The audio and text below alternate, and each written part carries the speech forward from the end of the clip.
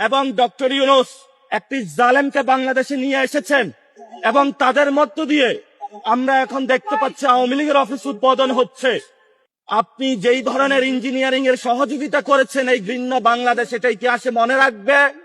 আমরা বলেছিলাম, আপনি যখন লন্ডনে গিয়েছিলেন তখন আমরা উচ্চারণ করেছিলাম লন্ডনে আপনি সিজদা দিয়েছেন, কিন্তু সেটার ফলস্বরূপ যেটা আমরা দেখলাম, বাংলাদেশের এই নির্বাচনে প্রশাসনকে কাজে লাগিয়ে যেই ধরনের ঘৃণ্য সংস্কৃতি আপনি জন্ম দিয়েছেন, বিভিন্ন জায়গায় আমাদের বোনেদের উপর আক্রমণ হচ্ছে, এটার জন্য আপনি ইতিহাসের কাছে দায়বদ্ধতা জায়গায় থাকবেন।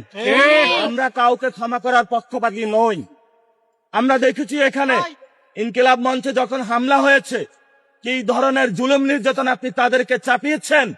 আমরা বাংলাদেশে যখন শহীদ উসমান হাদী ভাইয়ের হত্যাকাণ্ডের বিচার চাওয়া হয়েছিল, বলা হয়েছিল ইলেকশন বন্ধের পায়তারা, ইলেকশন হয়েছে। আমরা এখানে শহীদ উসমান হাদী ভাইয়ের চত্বর থেকে বলতেছি, বাংলার জমিনে শহীদ উসমান হাদী ভাইয়ের হত্যাকাণ্ডের বিচার হতে হবে। যদি ওই হত্যাকাণ্ডের বিচার হতো, আজকে আমার বোন গণধর্ষণের শিকার হতো না। বিএনপি নামক যে সন্ত্রাসী কার্যক্রম তারা শুরু করেছে দলটি, আজকে সন্ত্রাসী অ্যাক্টিভিটিজের তারা সাহস পেত না।